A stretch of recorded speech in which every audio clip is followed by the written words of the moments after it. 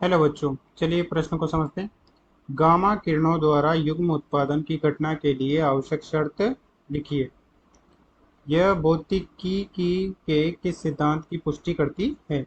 हमें आवश्यक शर्त बतानी है तथा ये बताना है कि यह भौतिकी के किस सिद्धांत की पुष्टि करती है। मुख्य अवधारणा: जब कोई एक ऊर्जावान गामा फोटोन किसी पदार्थ पर आपतित होता है तो पदार्थ की किसी परमाणु द्वारा उसका अवशोषण कर लिया जाता है तथा उसके परिणाम स्वरूप एक पॉजिट्रॉन तथा एक इलेक्ट्रॉन का उत्सर्जन होता है।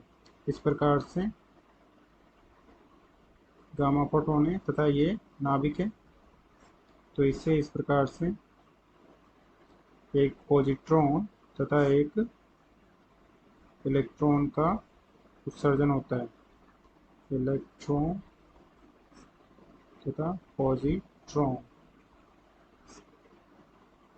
ये गामा फोटोन तथा ये नाभिक।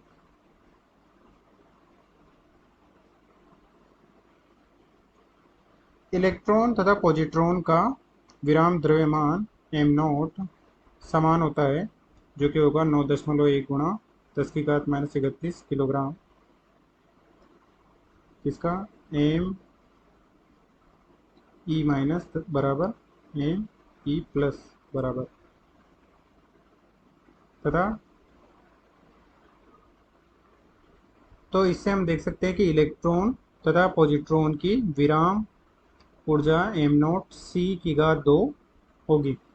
विराम द्रव्यमान ऊर्जा दोनों की समान होगी, दोनों का द्रव्यमान समान है। जहाँ सी प्रकाश का वेग है, जिसका मान है 3 × 10⁸ मीटर प्रति सेकंड। मान रख देंगे 9.1 गुणा 10⁻31 किलोग्राम गुणा 3 गुणा 10⁸ का वर्ग मीटर की घात 2 सेकंड की घात 2, जो कि हो जाएगा 8.2 गुणा 10⁻14 जूल, जबकि 1 जूल बराबर होता है 1/1.6 गुणा 10⁻19 इलेक्ट्रॉन वोल्ट, जो कि हो जाएगा 8.2 गुणा 10⁻14 बटे 1.6 गुणा 10⁻19 इलेक्ट्रॉन वोल्ट, जो कि हो जाएगा 0.51 mega electron volt.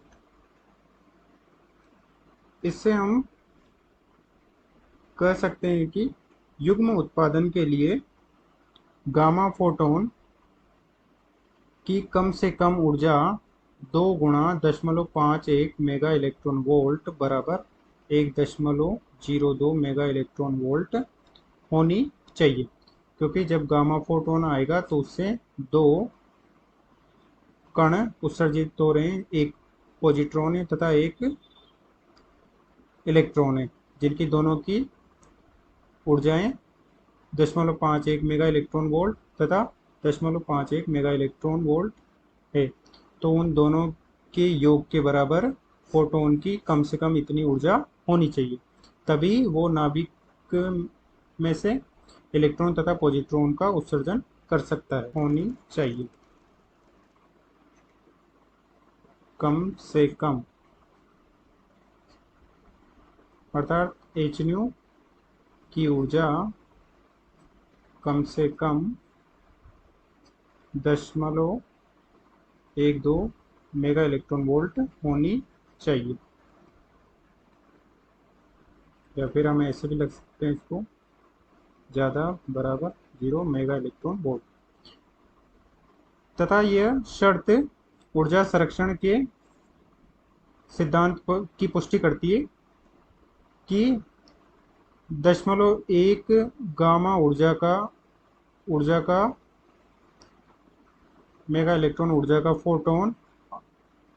Gamma photon आपतित होगा, तो उससे 0.51 और 0.51 मेगा इलेक्ट्रॉन वोल्ट ऊर्जा के दो कण पॉजिट्रॉन तथा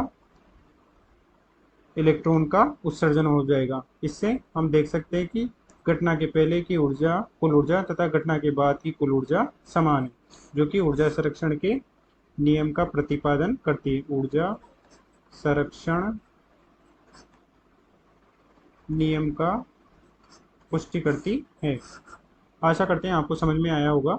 धन्यवाद।